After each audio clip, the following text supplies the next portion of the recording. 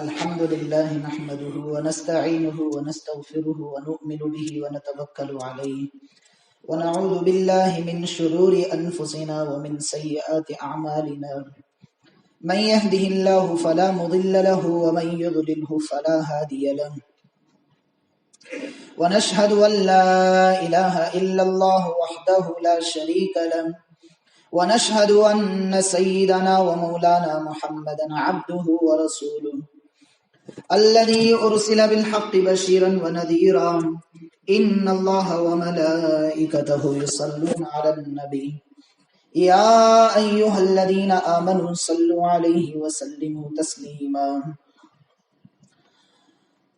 وقال تعالى في كلام المجيد الرحمن علم القرآن خلق الإنسان علمه البيان وقال تعالى يا أيتها النفس المطمئنة ارجعي إلى ربك راضية مرضية فادخلي في عبادي وادخلي جنتي وقال النبي صلى الله عليه وسلم كن في الدنيا كأنك غريب أو عابر سبيل أو كما قال عليه الصلاة والسلام۔ محترم بزرگوں اور دوستو، اللہ پاک کا احسان ہوا کہ اللہ رب العزت نے ہم سب کو جمعہ جیسی اہم عبادت کے لیے جمع فرمائے، اور اللہ تعالیٰ کا یہ بھی بڑا کرم اور احسان ہوا کہ اللہ رب العزت نے ہم سب کو ایمان والا بنایا۔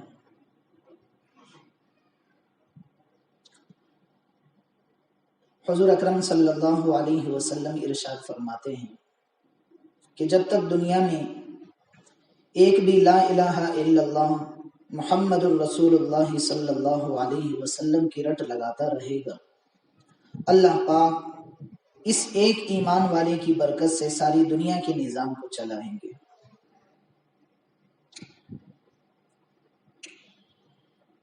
لا الہ الا اللہ محمد الرسول اللہ صلی اللہ علیہ وسلم دو چیزیں ہیں، ایک لا الہ الا اللہ ہے اور ایک محمد الرسول اللہ ہے۔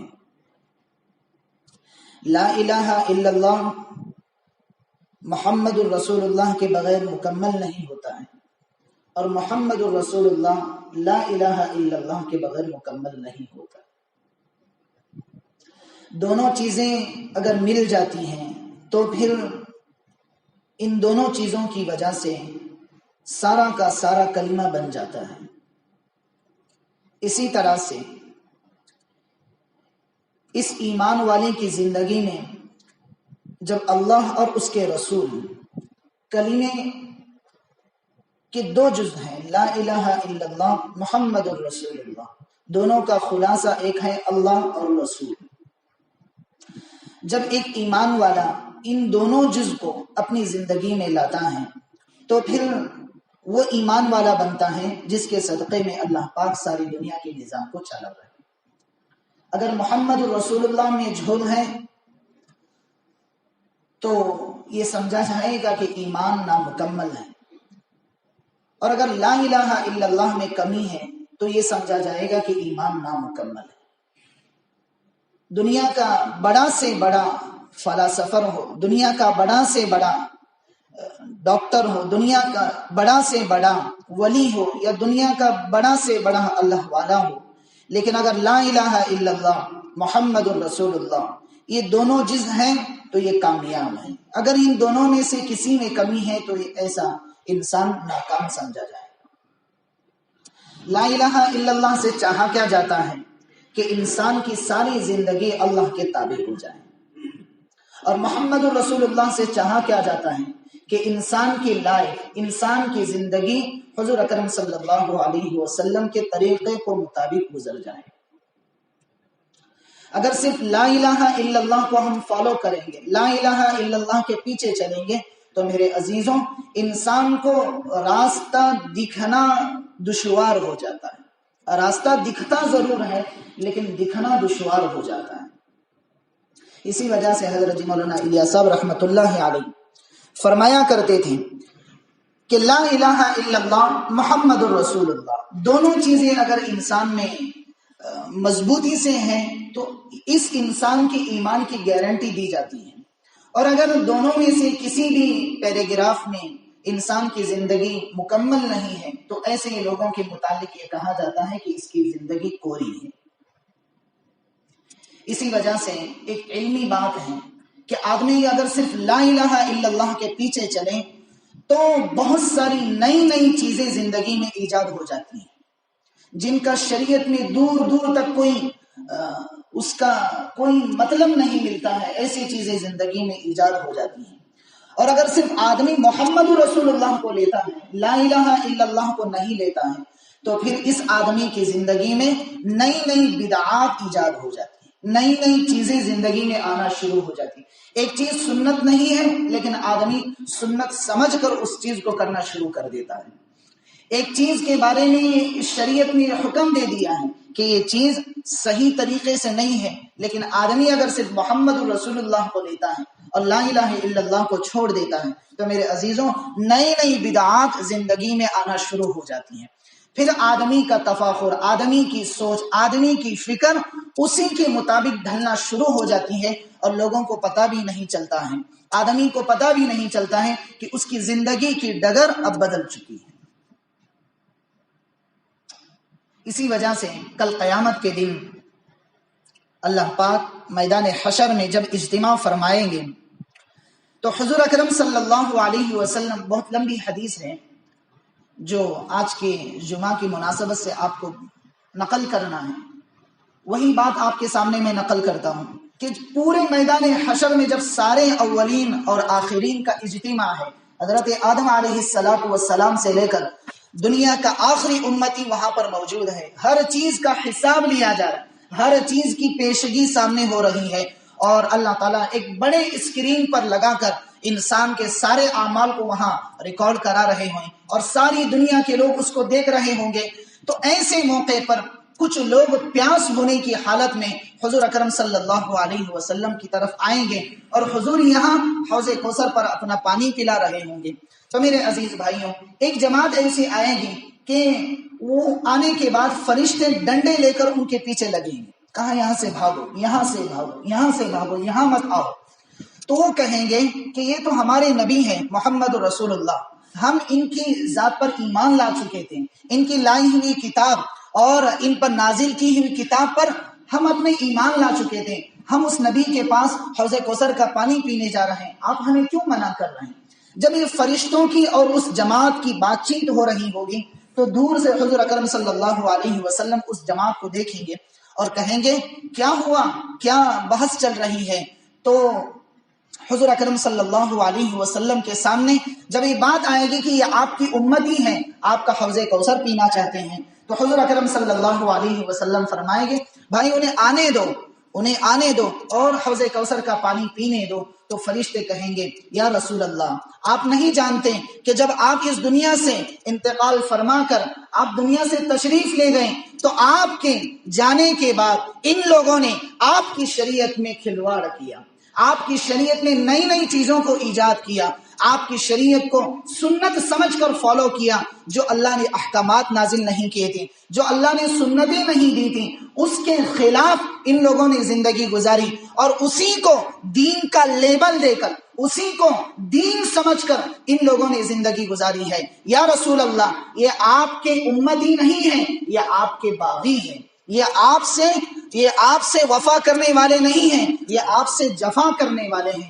جب حضور اکرم صلی اللہ علیہ وسلم یہ بات سنیں گے تو آپ کا دل برداشت سے باہر ہو جائے گا، آپ کہیں گے اچھا میرے دنیا سے جانے کے بعد میرے دین کے لائے ہوئے دین کے ساتھ میں تم لوگوں نے کھلواڑ بنایا، اس کو ایک فٹ بال کی طرح بنا دیا کہ جیسے من چاہا مارتے رہیں، من چاہا کھیلتے رہیں۔ میرے عزیزوں، ایک آخری سہارا ہمارے لیے اور میرے لیے اور ساری دنیا کے انسانوں کے لیے حضور اکرم صلی اللہ علیہ وسلم کی ذات گرامی ہوگی۔ ان کے علاوہ میرے عزیزوں کوئی سہارا میرا اور آپ کا وہاں نہیں ہوگا۔ کیوں؟ انسان کٹ پتلی ہے، انسان ایک اسٹیچو ہے، انسان گناہوں کا مجسمہ ہے، زندگی میں کئی اونچ نیچ ہو جاتی ہے، لیکن میرے عزیزوں جو ایک آس ہوتی ہے کہ میری سفارش حضور اکرم صلی اللہ علیہ وسلم کرائیں گے، اس سارے آس کے ساتھ میں انسان وہاں پیش ہوتا ہے۔ لیکن میرے بھائیوں، جب حضور فرشتوں کی یہ گفتگو سنیں گے تو وہ بھی کہیں گے اچھا ٹھیک ہے، ان کو میری نظروں سے دور کرو، ان کو میری نظروں سے دور کرو، ان کو میری نظروں سے دور کرو۔ میرے بھائیوں، حدیث پاک میں الفاظ آتے ہیں سحقن سحقن سحقن، جس کے کئی معنی ہیں، لیکن مفسرین نے محدثین نے ایک عام معنی بیان کیا، ایک عام معنی نقل کیا کہ اللہ کے رسول صلی اللہ علیہ وسلم دل برداشت سے باہر ہو کر کہیں گے کہ ان کو میری نظروں کے سامنے سے دور لے جاؤ، ان کو میری نظروں کے سامنے کھڑا مت کرو، ان کو یہاں سے لے جاؤ۔ میرے بھائیوں، جب ایک ہی سہارا میرے لیے اور آپ کے لیے تھا، وہ سہارا بھی جب چھوٹ جائے گا تو میرے عزیز بھائیوں، جب یہ گھڑی آئے گی تو اس گھڑی کے آنے سے پہلے ہم اپنی زندگی میں لا الہ الا اللہ محمد الرسول اللہ دونوں پیراگرافوں کو ملا کر اپنی زندگی کی ڈگر کو، اپنی زندگی کی گاڑی کو، اپنی زندگی کے سفر کو لا الہ الا اللہ محمد الرسول اللہ صلی اللہ علیہ وسلم کے بتائے ہوئے طریقے کے مطابق گزارنے کی کوشش کریں۔ ہم زندگی میں اپنا ایک نظام الاوقات بنائیں، اپنی زندگی کا ایک معمول بنائیں، اپنی زندگی میں ایک نظام ایسا ہو کہ جس نظام میں کوئی خلط ملط نہ ہو، جس نظام میں ایک پاکیزہ زندگی لے کر میرے عزیزوں ہم اللہ کے دربار میں حاضر ہونے کی کوشش کریں۔ امت میں سب سے بڑا المیہ یہ ہے کہ میرے عزیزوں اللہ کی ذات سے اس امت کا خوف نہیں رہا، اللہ کی ذات سے اس امت کو خشیت نہیں رہی، اس امت کو اللہ کی ذات سے لو نہیں رہا، اللہ کی ذات سے عشق نہیں رہا، جس کی وجہ سے یہ امت ساری جگہ ماری جا رہی، کاٹی جا رہی، پیسی جا رہی، جس کی وجہ سے انتشار، فتنے، نئی نئی ایجادات، انسان سوچ نہیں سکتا ہے کہ ایسے فتن کا دور اللہ پاک میرے عزیزوں اس امت پر لائے ہیں۔ اب اس سے پار ہونے کے لیے، اس سے ہم کنارہ کش ہونے کے لیے، اپنی کشتی کو کنارے لگانے کے لیے میرے بھائیوں اللہ پاک نے قرآن پاک ہمارے لیے دیا ہے، قرآن مقدس ہمارے لیے دیا ہے، اللہ نے سنتیں ہمیں دی ہیں، حضور کی پوری لائف، پوری زندگی ہمارے سامنے رکھی ہے۔ آپ کی خلوت کی چیزوں کو بھی اللہ نے بیان کیا، آپ کی جلوت کی چیزوں کو بھی اللہ نے بیان کیا، اللہ کے احکامات ہیں۔ ان تینوں چیزوں کو لے کر اگر میں اپنی زندگی کی ڈگر کو شروع کروں تو میرے عزیزوں زندگیوں میں خوشیاں ہوگی، زندگیوں میں برکتیں ہوگی، زندگی میں راحتیں ہوگی۔ ہم ایک مرتبہ گجرات میں پڑھائی کے زمانے میں ایک اللہ والے آئے تھے، حضرت مولانا یونس صاحب جون پوری رحمت اللہ علیہ، بہت بڑے صاحب کشف آدمی تھے۔ انہوں نے ایک بات کہی، ان کی عمر تھی 85 سال کی عمر میں انہیں وفات پائی۔ انہوں نے ایک بات کہا، اللہ سے زندگی مانگ کر لیا کرو۔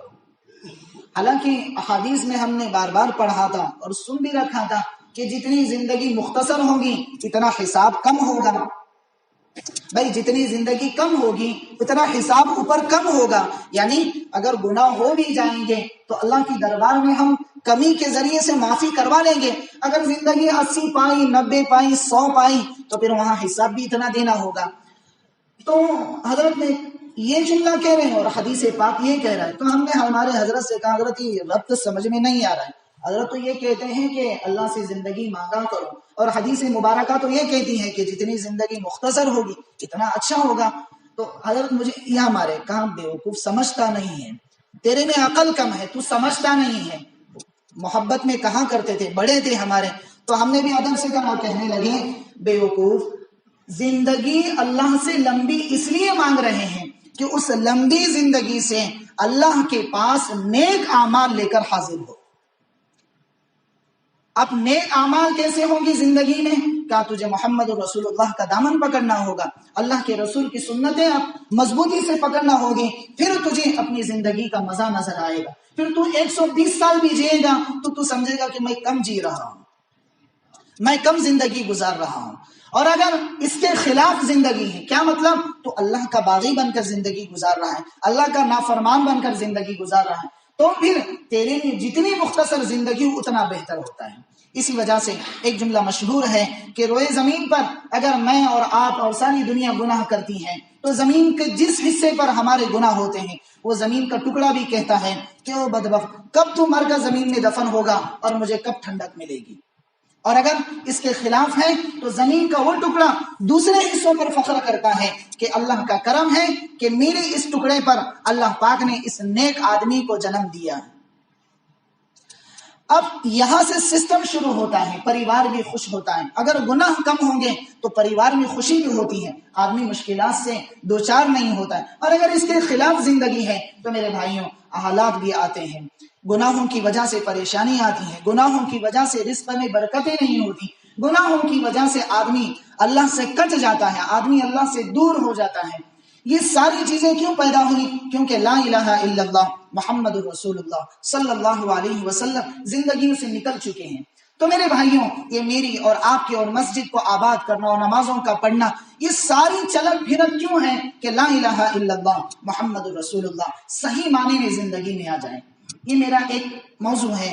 اب اسی کے ساتھ میں آپ کے سامنے اور دو باتیں نقل کرتا ہوں کہ لا الہ الا اللہ محمد الرسول اللہ، ان دونوں چیزوں کو اپنی زندگی میں لانے سے پہلے میرے بھائیوں ہمیں اپنے وقت کی قدر کا احساس ہو۔ آدمی کے پاس جتنی زندگی کا وقت ہے اس وقت کے قدر کی احساس ہو۔ ایک ایک لمحہ آدمی کے لیے بہت قیمتی ہے، ایک ایک لمحہ آدمی کے لیے بہت قیمتی ہے۔ جب تک آدمی میں یہ لمحے نہیں ہوتے ہیں، جب تک آدمی کو اس وقت کی قدر نہیں ہوتی ہے، اس وقت تک آدمی میں لا الہ الا اللہ محمد رسول اللہ کو صحیح معنی میں وصول کرنے کی فکر نہیں ہوتی۔ اگر قدر کے احساس ہو، وقت کا صحیح استعمال ہو۔ اب وقت کا صحیح استعمال آج امت نے بہت دور چھوڑ دیا ہے۔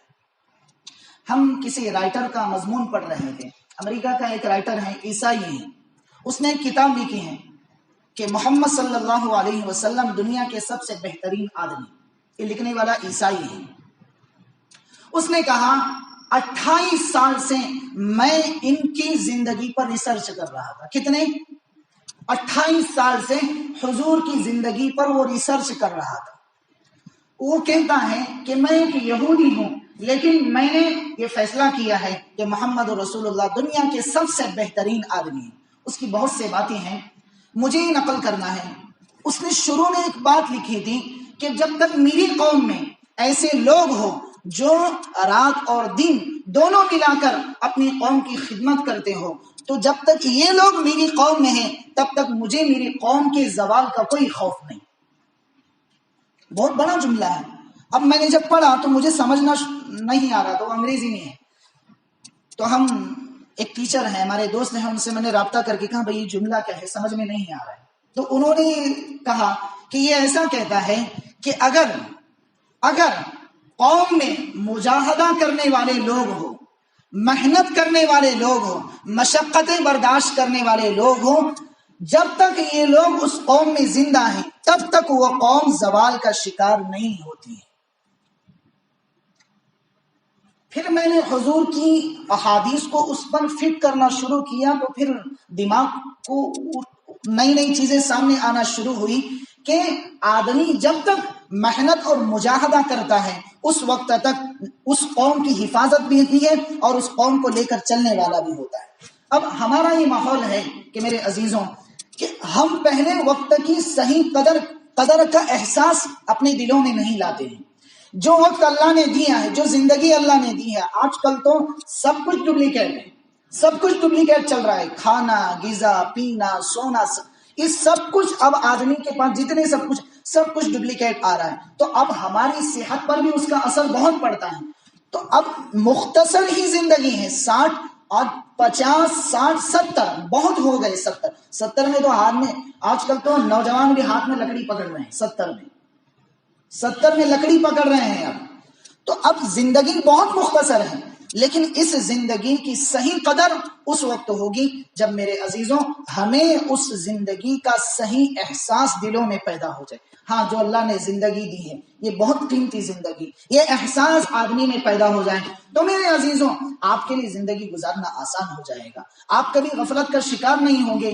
یہ مضامین اس لیے نقل کرنے پڑ رہے ہیں کہ آج کل ہم نے یہ سنا ہے کہ PUBG گیم پیسوں سے کھیلا جا رہا ہے، 3,000 روپے. اور یہ کہیں دور کی رپورٹ نہیں ہے، ہماری چنچلی کی رپورٹ. 3,000 روپے شرط لگا کر PUBG گیم کھیلا جا رہا ہے رات کے 1 بجے تک. اب ہم نائی کے پاس گئے ہوتے بال کٹانے کے لیے تو وہ بیچارہ نیند میں تھا، ایسے کاٹ رہا تھا نیند میں. تو ہم نے کہا بھائی کیوں نیند نہیں ہوئی آپ کی؟ تو کہنے لگا کیا بتاؤں رات کے 1 بج گئے سونا تھا. تو خیر انہوں نے بتائی. اس پر مجھے ایک بات ذہن میں آئی کہ آدمی کی نیند جب مکمل نہیں ہوتی ہے تو پھر اس کو بیماریاں آنی شروع ہوتی ہیں. مولانا طارق جمیل صاحب کا میں نے کلپ سنا تھا، انہوں نے کہا آدمی کی مکمل نیند کم سے کم 8 گھنٹے ہونی چاہیے. رات کا جو سسٹم اللہ نے کہا کہ وَجَعَلْنَا نَوْمَكُمْ سُبَاتًا، یہ سائنس نہیں کہہ رہا، اللہ کا قرآن 1400 سال پہلے کہہ کے گیا اور آج بھی لکھا پڑا ہوا ہے. وَجَعَلْنَا نَوْمَكُمْ سُبَاتًا، میرے بندوں نیند کو میں نے تمہارے لیے راحت کی چیز بنائی. شوگر نیند کے نہ ہونے کی وجہ سے، BP نیند کے نہ ہونے کی وجہ سے، نئی نئی بیماریاں اور ہٹ کا پرابلم یہ سب نیند کے نہ ہونے کی وجہ سے. آدمی کی آنکھیں لال ہو جاتی ہیں نیند کے نہ ہونے کی وجہ سے. آدمی میں بلڈ پریشر کا مرض شروع ہو جاتا ہے نیند کے نہ ہونے کی وجہ سے. آدمی میں نئی نئی چیزیں، نئی نئی بیماریاں ایجاد ہو رہی ہیں. کیوں؟ نیند کے نہ ہونے کی وجہ سے. تو اب ہمارا رات کا سونے کا سسٹم بدل چکا ہے. رات 12-1 بجے تک ہم سوتے نہیں ہیں تو اس کا اثر آپ کی صحت پر پڑ جاتا ہے. دیکھیں موٹاپا آج کل امت میں بہت بڑھ چکا ہے، موٹاپا امت میں بہت آ چکا ہے اور حضور کی احادیث بھی سامنے ہے کہ جس قوم میں موٹاپا آ جائے اس قوم کے زوال کا اعتبار کیا جائے گا. یعنی یہ قوم اب ڈھلوان میں آ رہی ہے. تو امت میں نئی نئی چیزیں ایجادات ہو رہی ہیں، نئی نئی بیماری آ رہی ہیں. کیوں کہ امت نے صحیح نظام کے خلاف، فطرت ہے اللہ نے فطرت بنائی، فطرت کے خلاف اگر آپ عمل کرو گے تو میرے عزیزوں نقصان ہو ہی جاتا ہے. ہاں اگر یہی محنت آپ دین کے کاموں میں لگاؤ گے، یہی رات میں رونا اور جاگنا آپ دین میں لگاؤ گے تو آپ کے لیے عبادت بن جائے گی. اسی وجہ سے آپ نے سنا ہے، مشہور ہے، جو حضرات جماعت میں جاتے ہیں انہوں نے بھی اکثر یہ جماعتوں میں کہا جاتا ہے کہ بھئی تہجد میں اٹھنے سے بیماریاں دور ہوتی ہیں. سنا ہے نا؟ یہ حضور کی احادیث ہیں کہ تہجد پڑھنا صالحین کا شیوا ہے. اسی کے ساتھ میں ہے کہ تہجد کی وجہ سے کئی بڑی بیماریوں سے اللہ پاک بچاتے ہیں. یہ کیوں کہا؟ یہ وہی کہ جو رات میں جلدی سو جاتے ہیں صبح میں جلدی اٹھ جاتے ہیں تو اللہ تعالیٰ کا نظام کائنات ہوتا ہے. اس وقت میں ساری طرف اللہ تعالیٰ برکتیں برساتی ہوتی ہیں کیونکہ آواز آتی ہے کوئی مانگنے والا ہے، کوئی مانگنے والا ہے، کوئی مانگنے والا. اللہ پہلے آسمان پر آ کر ندا لگاتے ہیں. جب ہم سوئے ہوتے ہیں، ہم نے تو یہاں تک دیکھا ہے رات کے آپ سوتے ہیں 1 بجے 2 بجے اور صبح میں اٹھتے ہیں 12-1 بجے تو آپ تصور کیجئے کیا کاروبار میں برکت ہوگی. آپ دکان ہی کھولتے ہیں 10 بجے. حضرت حضور کہتے ہیں کہ میری امت کے کاروبار میں برکت اللہ تعالیٰ نے صبح کے پہلے وقت میں رکھی ہے. صبح صادق ہو جائے تو دکان کھولنا شروع کر دے. ہمیں اکثر لوگ کہتے ہیں کہ برکتیں نہیں، ہم ان کو یہی بتاتے ہیں آپ صبح میں پہلے اپنا دکان کھولیں، صبح ہو جائے نماز پڑھیں، اپنے دکان پر چلے جائیں. پھر دیکھیے آپ کو ارجش ہونے کے لیے ٹائم لگے گا لیکن جب آپ سیٹ ہو جائیں گے تو دیکھنا پھر اس کی برکتیں کیا ہوتی ہیں. ہمارا فطرت اگر بدلتا ہے، نیچر اگر بدلتا ہے تو میرے عزیزوں لا محالہ نیند پوری نہیں ہوتی ہے. نیند نہ پوری ہونے کی وجہ سے آدمی دن بھر تھکا رہتا ہے، دن بھر تھکا رہتا ہے، کام نہیں ہوتا ہے. آپ تصور کیجیے 1 بجے اٹھنے والا، 12 بجے اٹھنے والا، اب وہ کیا کام کرے گا؟ اب وہ کیا قوم کی خدمت کرے گا؟ آنکھیں لال کر کے گھومے گا. اب صحت نہیں بنی، کھانا ہضم نہیں ہوا، پھر اس کی وجہ سے نئی نئی بیماریاں شروع ہو جاتی ہیں. یہ آج کل کی ریسرچ کہہ رہی ہے. آج کل کی ریسرچ کہہ رہی ہے، اور حضور نے 1400 سال پہلے کیا بتا کے گئے کہ لا ثمرۃ بعد العشاء، کہ عشاء کی نماز کے بعد اگر کوئی اہم مشورہ ہے تو اس میں لگ جاؤ، اگر اہم مشورہ نہیں ہے تو پھر سیدھے سو جاؤ۔ یہ حضور کے احادیث تھی، لیکن آج میرے عزیزوں امت میں پوری ہوتی نظر نہیں آتی ہے۔ آج امت نے ان چیزوں سے دوری اختیار کی ہے، جس کی وجہ سے نئی نئی چیزیں، نئی نئی بیماریاں ایجاد ہو گئی۔ ہمیں تعجب ہوتا ہے کہ مرغ مسلم تو پہلے زمانے کے ہمارے آبا و اجداد نے تو نہیں کھائے، کیا کھاتے تھے؟ دہی کھائی، چھاچھ کھائی اور سوکھی ہوئی روٹی کھائی، زیادہ سے زیادہ بیگن کھائے، یہی تو ان کا کھانا۔ اور آج کل ہمارا کھانا کیسا ہے کہ مسالے کے بغیر ہمارا کھانا ہمیں ہضم نہیں ہوتا ہے۔ اتنا پاورفل کھانا ہم کھا کر بھی، ہم ایک 25 سال کا جوان ہو کر بھی ہم بوڑھے کی طرح چلتے ہو، تو میرے عزیزوں سوچنے کی بات ہے کہ ایک آدمی بیگن کھا کر، ٹکڑے کھا کر، بھنا ہوا چاول کھا کر 70-80 سال کی عمر پاتا ہو، اور 85 سال کی عمر میں بھی اس کو دمہ نہ ہوتا ہو، اور ایک 25 سال کا جوان، 20 سال کا جوان ہسپتالوں میں ایڑیاں رگڑ رہا ہو، اور ایسا لگتا ہو جیسے کوئی بوڑھا چل رہا ہو۔ تو میرے عزیزوں ہمیں یہ پیغام دیتا ہے کہ ہم اپنی نیچرل کے خلاف زندگی گزار رہے ہیں، نیچرل کے خلاف زندگی گزارے۔ یہ سب کچھ کیوں ہوا؟ اس فتنے کی وجہ سے۔ یہ بہت خطرناک ہے۔ ہمارے حضرت ہمیں اس وقت کہا کرتے تھے کہ دجال آنے والا ہے، لیکن چھوٹے چھوٹے دجال آ چکے ہیں۔ ان دجالوں میں سے ایک دجال یہ بھی ہے، وَإِثْمُهُمَا أَكْبَرُ مِن نَفْعِهِمَا۔ یہ قرآن کی آیت ہے، قرآن کی آیت اس پر بھی فٹ ہوتی ہے کہ نفع کم ہے، نقصان زیادہ ہے۔ اس کے نفع بہت ہیں اگر نفع حاصل کرنا چاہیں، لیکن نقصان ہمیشہ زیادہ ہی ہوتا ہے۔ اب دیکھیے پب جی گیم کے لیے آپ 3-3 ہزار لگاؤ گے، 2-2 ہزار لگاؤ گے، 1500 لگاؤ گے، اور اس کے ذریعے سے آپ گیم کھیلو گے، تو میرے عزیزوں لا محالہ آپ کی نیند پوری نہیں، والدین کا پیسہ ضائع ہو جائے، وقت کی اہمیت نہیں رہے گی، ضائع وقت ہو جائے گا، جس کی وجہ سے نئی نئی بیماریاں آئیں گی۔ تو میرے بھائیوں میں نے بات شروع کی تھی کہ ہم اپنے وقت کی صحیح قدر کریں، اپنے وقت کا صحیح استعمال کریں، اپنے وقت کو کام میں لائیں۔ اب ماں باپ کی ذمہ داری کی ہے کہ یا تو ان بچوں کے پاس سے آپ موبائل نکلوا دیں۔ یہ کوئی بات ایک والدین ہمیں سنا رہے تھے، ماں بھی تھی باپ بھی تھا سامنے، کہہ رہے کہ مانتا ہی نہیں ہے، بات مانتا ہی نہیں ہے، سنتا نہیں ہے۔ باپ کے پاس سادہ فون ہے اور بیٹے کے پاس 25,000 کا فون۔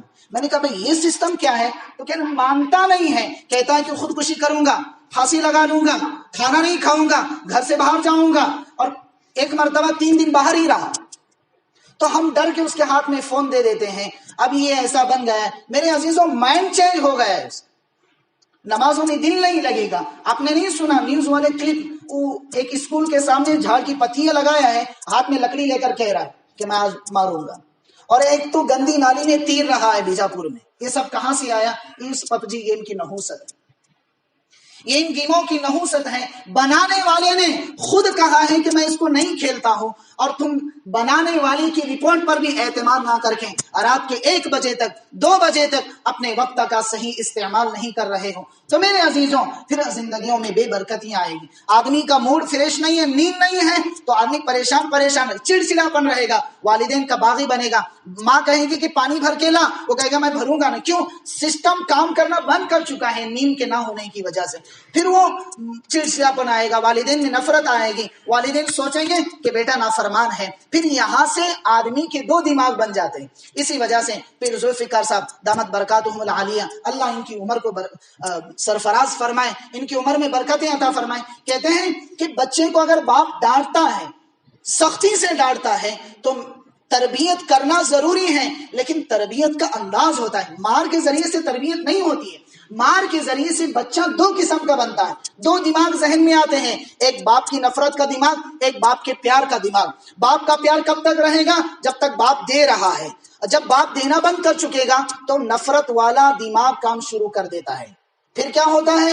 گھروں میں جھگڑے، ماں کا بیٹے کا پڑھتا نہیں، ماں کا بیٹے کا، باپ کا بیٹے کا، سسٹم گھر میں چلتا نہیں۔ پھر نتیجہ کیا نکلتا ہے کہ روڈوں پر آ جاتے، سڑکوں پر آ جاتے ہیں، پھر وہ کورٹ کے چکر لگانے پڑتے ہیں۔ یہ سب کیوں ہوا میرے عزیزوں؟ اس ایک چیز کہ وقت کا صحیح استعمال نہیں تھا، وقت کو صحیح استعمال نہیں کیا، جس کی وجہ سے یہ نحوستیں دیکھنی پڑ رہی ہیں۔ اور ایک 700 سال یا 800 سال پہلے کی زندگی کے اکابرین کی زندگی دیکھیں میرے عزیزوں، وہ بھی رات میں جاگتے تھے لیکن قرآن پڑھنے کے لیے جاگتے تھے، وہ بھی رات میں جاگتے تھے لیکن قرآن کو سمجھنے کے لیے جاگتے تھے، وہ بھی رات کو جاگتے تھے لیکن صحیح قرآن کو سمجھ کر امت تک پہنچانے کے لیے جاگتے تھے۔ آپ نے سنا ہوگا حضرت امام محمد رحمت اللہ علیہ 4 اماموں میں سے امام ابو حنیفہ کے شاگرد ہیں، لیکن میرے عزیزوں رات بھر سوتے نہیں تھے، حدیث کا مطالعہ ہمیشہ کیا کرتے تھے۔ لوگوں نے سوال کیا حضرت دن بھر آپ کو کام ہوتے ہیں، تھوڑی دیر آرام کیا کریں۔ کہنے لگے ساری قوم محمد پر اعتماد کر کے سوئی ہوئی ہے کہ اگر امت میں کوئی پریشانی آئے گی تو محمد حل کرے گا، اگر محمد ہی سو جائے تو پھر امت کا کیا ہوگا۔ یہ ان لوگوں کی زندگیاں ہیں جنہوں نے اپنی ساری زندگی کھپا کر بھی کہتے تھے کہ اللہ زندگی میں کچھ نہیں کر سکے۔ اور آج کا ہمارا نوجوان پب جی گیم کھیلتا ہو اور دن بھر نئی نئی چیزیں زندگی میں لاتا ہو، پھر بھی زندگی بے فکر ہو کر گزار رہا ہو۔ تو میرے عزیزوں ہمیں اور ان کے والدین کو ہوش کے ناخن لینے کی ضرورت ہے کہ ہمارے بچے کا سسٹم کیا ہے۔ آج امت کو ضرورت ہے میرے عزیزوں، ہندوستان کو تباہ کرنے میں ایک بڑا عمل یہ بھی ہے کہ اس ملک کے نوجوانوں کو اور خصوصاً اس ملک کے مسلمانوں کے نوجوانوں کو ان کے راستوں سے ہٹا کر انہیں دوسرا راستہ دیا جائے۔ دیکھیے آپ آج امت کے نوجوانوں کا حال دیکھیے کیا ہو گیا۔ اگر کچھ کہتے بھی ہیں تو دو ٹوک سامنے کہتے ہیں کہ بڑا شانہ مولانا آیا، یا 15 سال کا بچہ کہہ رہا ہے۔ دیکھیے حال العیاذ باللہ، ہم نے کبھی اپنے بچپن میں ہم نے اپنے بڑوں کو کبھی نہیں کہا کہ بڑا شانہ آیا بولنے، لیکن آج کل نوجوانوں کا سسٹم بدل چکا ہے۔ میرے عزیزوں سرمایہ بہت قیمتی ہے، بچوں کی حفاظت کرو، ان کی ذہنیت کی حفاظت کرو کہ میرے بچے کا سسٹم کیا ہے دن بھر رہنے کا۔ والدین روتے پھر رہے ہیں، اب تو چنچلی میں رہتے ہیں، پڑھو سنو کہانیاں، والدین کی درد بھری کہانیاں ہیں کہ بچے نافرمان ہو چکے ہیں، بچے بچھڑ چکے ہیں، بچوں کا سسٹم بگڑ چکا ہے۔ تو میرے بھائیوں آپ نوجوانوں سے بھی کہتا ہوں اور آپ کے والدین سے بھی کہتا ہوں، آپ اپنے بچوں کی صحیح فکر کریں، ان کی تربیت کریں۔ ماں تربیت کی گود ہے، باپ بھی تربیت کا گود ہے۔ جس طرح آپ تربیت کرو گے بڑھاپے میں آپ کا سہارا بنے گا۔ آپ نے تربیت نہیں کی تو میرے عزیزوں گھسیٹ کر آپ کو باہر لا کر کھڑا کرے گا۔ یہ سارا کچھ کیا کرایا آپ نے باپ کا ہوتا ہے۔ میرے بھائیوں یہ ایک دوسرا مضمون ہے کہ اپنے والدین اپنے بچوں کی فکر کریں، ان کے فیوچر کی فکر کریں، ان کے حال اور مستقبل کی فکر کریں، ان کو اچھی زندگی دیں، ان کو اچھی لائف دیں، انہیں اچھا پڑھائیں، انہیں مشغول کریں پڑھائی میں۔ ہمارے پیر ذوالفقار صاحب رحمت دامت برکاتہم العالیہ نے کہا کہ اب بچوں کی تربیت میں سب سے بڑا رول ہوتا ہے کہ باپ کو یہ احساس ہو کہ میرے بچہ کس طرح سے اپنی تربیت پا سکتا ہے، یہ باپ کو احساس ہو۔ بعض والدین مار کر کے بچے کا سسٹم بدل دیتے ہیں۔ اب وہ بچے کا بچپن ہی ایسے چڑھا ہوا ہے کہ جب تک مار نہ ہو تب تک سدھرتا نہیں۔ ہمیں یہ مکتب میں بہت تجربہ ہے اس بات کا کہ جب کچھ بچے ایسے ہوتے ہیں ایک بات پر فوراً اپنا کام شروع کر دیتے ہیں، اور کچھ بچے ایسے ہوتے ہیں ڈانٹنا پڑ، کچھ بچے ایسے ہوتے ہیں کہ بغیر مار کے وہ قاعدہ تک نہیں کھولتے۔ جب تک ایک لکڑی بھی بدن سے نہ لگاؤ تب تک وہ اپنا قاعدہ نہیں کھولتے۔ تب ہمیں تجربہ ہوا کہ ہاں یار یہ اکابرین کی باتیں سچی تھیں کہ جس بچے کی پرورش جیسے والدین کرتے ہیں ویسا وہ بچہ بننا شروع ہو جاتا ہے۔ تو اس لیے میرے عزیزوں رونا دھونا بند کریں، اپنے بچوں کی صحیح فکر دیکھیں۔ اس کے پیسے ضروری نہیں ہیں، آپ کی صحیح فکر کی ضرورت ہے۔ بچہ آپ کی صحیح فکر کے مطابق وہ پروان چڑھے گا، پھر وہ آپ کی بڑھاپی کا سہارا بنے گا۔ اگر آپ نے صحیح تربیت نہیں کی تو میرے عزیزوں وہ بچہ آپ سے بچھڑے گا۔ مار دھار سے بھی تربیت نہیں کی جاتی، آپ مارو گے جتنا مارو گے اتنا نافرمان۔ ہمارے حضرت ہمیں کہا کرتے تھے دورے کے سال میں، وہ ایک استاد تھے بہت سخت مزاج تھا، ان کی تربیت بھی صحیح تھی ایک اعتبار سے، لیکن وہ ان کو بلا کر کہا کرتے تھے بچوں کو مارا نہ جائے، بچوں کو سمجھایا جائے۔ 1 مرتبہ 2 مرتبہ 3 مرتبہ 10 مرتبہ سمجھاؤ، لیکن اس کو سمجھانے کے ذریعے سے سمجھاؤ۔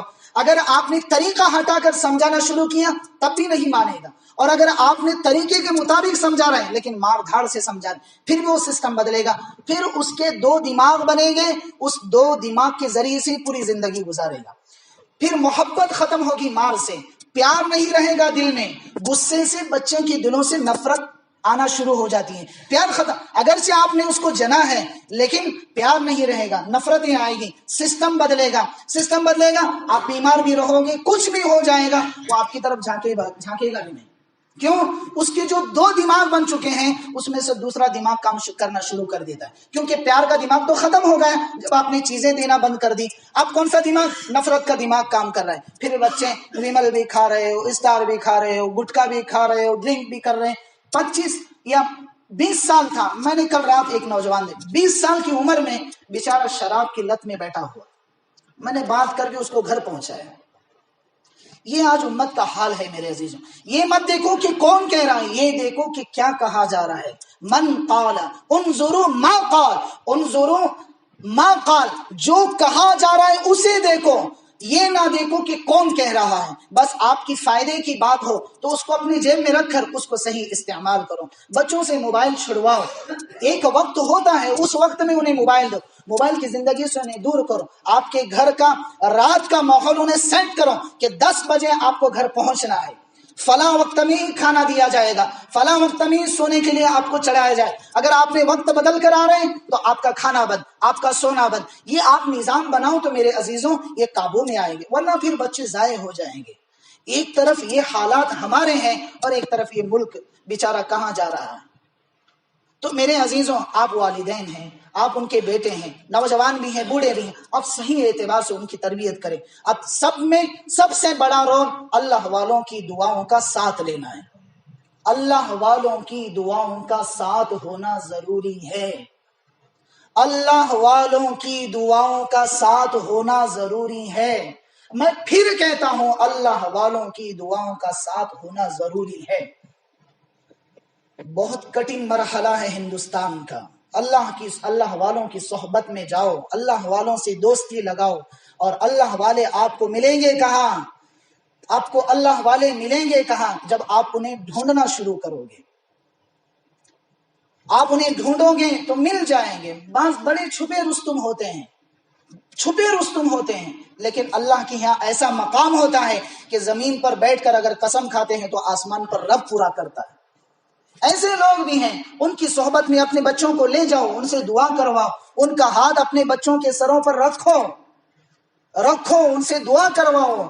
حضرات, ہمارے بچوں کی فکر کی, ان کے مستقبل کے لیے آپ دعائیں کرو کہ میرا بچہ پروان چڑھے. میرے عزیزوں, اس کے لیے نہ آپ کو پیسے کی ضرورت ہے, نہ آپ کو اس کے لیے اچھی چیزیں لا کر دینے کی ضرورت ہے. بس گھر میں بٹا کر پیار محبت سے 4 باتیں کرو, آپ کا بچہ آپ کا غلام بنے گا. پہلی تربیت ہی مار کی دیتے ہیں, پہلی تربیت ہی ڈانٹ کی دیتے ہیں, بچہ بچھڑ جاتا ہے, رہتا والدین کے ساتھ میں, دماغ کچھ اور کام کرنا شروع کر دیتا ہے. اور آج کل بچوں کا ڈپریشن بہت بڑا ہوا ہے. چھوٹی چھوٹی بات پر پھانسی لگا لوں گا, چھوٹی چھوٹی بات پر پھانسی لگا لوں, چھوٹی چھوٹی بات پر دوا پی جاؤں گا, چھوٹی چھوٹی بات پر گھر چھوڑوں گا, چھوٹی چھوٹی بات پر والدین پر ہاتھ اٹھاؤں گا. یہ آج کل سسٹم ہے میرے عزیزوں. کبھی ہم نے العیاذ باللہ کبھی ہم نے یہ نہیں دیکھا, نہ آپ جیسے بوڑھے حضرات نے بھی دیکھا ہوگا, لیکن آج کل یہ نوجوانوں کا سسٹم ہے. انہیں وقت دو. اب دوسری بات, آپ پورا دن باہر رہتے ہیں, باپ کا کام باہر کی سسٹم کو سنبھالنا ہے, ماں کا کام گھر کے سسٹم کو اندر کا چلا. اب آپ باہر رہتے ہیں تو گھر میں آنے کے بعد, عشاء کے بعد 10 منٹ انہیں لے کر بیٹھو. 10 منٹ بہت ہو گئے, 10 منٹ لے کر بیٹھا آج کیسا وقت ہو. اگرچہ آپ کا بیٹا کام نہیں کرتا, پھر بھی بٹھا کر اس کو پیار دو, اس کو بٹھا کر سمجھاؤ, اس کو بٹھا کر کہو کہ بیٹا اس طرح سے کر, اس طرح سے کر. آپ کو تربیت کرنے میں سال لگیں گے, لیکن میرے عزیزوں, آپ قبر میں سوئے ہوئے ہوں گے, آپ کا بیٹا یہاں اللہ کہے گا تو آپ کی قبر کو ٹھنڈک پہنچے گی. ایک مضمون چھپا ہوا تھا, اس میں یہ لکھا ہوا ہے کہ بیٹا کہہ رہا ہے کہ میں اسمارٹ فون بننا چاہتا ہوں. اب ٹیچر پڑھا رہی ہیں, سب کو سوال دیے گئے تو سب کو یہ کہا گیا تھا کہ جس کی جو پسند ہو وہ اپنی بک میں لکھ کر لائیں اور اپنے ٹیچر کو پہنچائیں. تو سارے بچوں نے کچھ اور الگ الگ نہیں لکھا. اس بچے نے لکھا تھا کہ میں اسمارٹ فون بننا چاہتا ہوں, اسمارٹ فون. تو ٹیچر نے, جب وہ بیچارے کے پاس وقت نہیں ہوگا تو گھر جا کر چیک کر رہی تھی, تو گھر میں بیٹھی ہیں چیک کر رہی ہیں بچوں کی بک. تو ایک بچے کا پیراگراف تھا کہ میں دنیا کا سب سے قیمتی اسمارٹ فون بننا چاہتا ہوں. اب وہ ٹیچر پہلے کہیں کچھ نہیں، پہلے اندر اندر گھٹ گھٹ گھٹ گھٹ کے جب برداشت سے باہر ہو گیا رونا شروع کر دیا. اب ٹیچر کا شوہر تھا، بچے کا باپ تھا، وہ بھی ٹیچر، وہ بھی باہر سے آیا، بیگ رکھا، کیونکہ بزی لائف ہے نا بھائی. آج کل اس کو اچھا سمجھا جاتا ہے، زندگی میں جتنی بزی زندگی اس کو اتنا اچھا، یعنی پڑھا لکھا، چاہے گھر میں وہ پتھر ہی مارتا کیوں نہ ہو، لیکن بزی لائف. وہ آیا، بیگ رکھا، واش روم گیا، فارغ ہوا، پھر آ کر بیٹھا. وہ کہہ رہا روتی کیوں ہے تو؟ اس نے کہا کچھ نہیں، ہاتھ میں بک پکڑا دیا، اس کو پڑھ. تو اس نے لیا، اس میں کیا لکھا ہوا ہے؟ اس میں تو یہ لکھا ہوا ہے کہ میں دنیا کا سب سے قیمتی اسمارٹ فون بننا چاہتا ہوں، اس میں کیا بڑی بات ہے؟ وہ کہنے لگے کہ میرے سرتاج، یہ لکھنے والا کوئی دوسروں کا بچہ نہیں ہے، یہ چیز لکھنے والا تیرا اپنا بیٹا ہے. تو کہنے لگی تو کیسے اس کو پہچانی؟ کہا یہ تیری بیٹی کی رائٹنگ ہے. اچھا. بیٹے کو بلایا اور اس کو ایک مولانا کی صحبت میں لے کر گئے، ماں باپ مل کر، کہ حضرت یہ کہتا ہے کہ میں اسمارٹ فون بننا چاہتا ہوں، ہمیں سمجھ. تو اس کو جب بچوں سے سوالات کیے تو بچہ کہنے لگا اصل میں مسئلہ یہ ہے کہ میری ماں ٹیچر ہے، باپ بھی ٹیچر ہے، دونوں باہر ہی رہتے ہیں پورا دن، اور مجھے ٹفن کھانے کے لیے برگر آتا ہے. برگر بناتے ہیں نا بیکری میں، یا پاؤ بھیجی بناتے ہیں، یہ مجھے کھانے کے لیے دوپہر میں ناشتہ بھی باہر کا، گھر دوپہر کا کھانا بھی باہر کا، شام کا کھانا بھی باہر کا. اب میں پورا رہا باہر، ماں باپ بھی باہر، سب کچھ باہر باہر باہر ہو رہا ہے، مجھے وقت نہیں دیتے ہیں. اور جب اسکول سے آتے ہیں تو ہاتھ میں موبائل لے کر ادھر ماں بزی ہے، ادھر باپ بزی ہے. اب میں آتا ہوں اسکول سے، سلام بھی کرتا ہوں، کوئی جواب رسپانس نہیں آتا ہے، اور ماں کام کرتے کرتے بھی گھر کے کام بھی کر رہی ہے، موبائل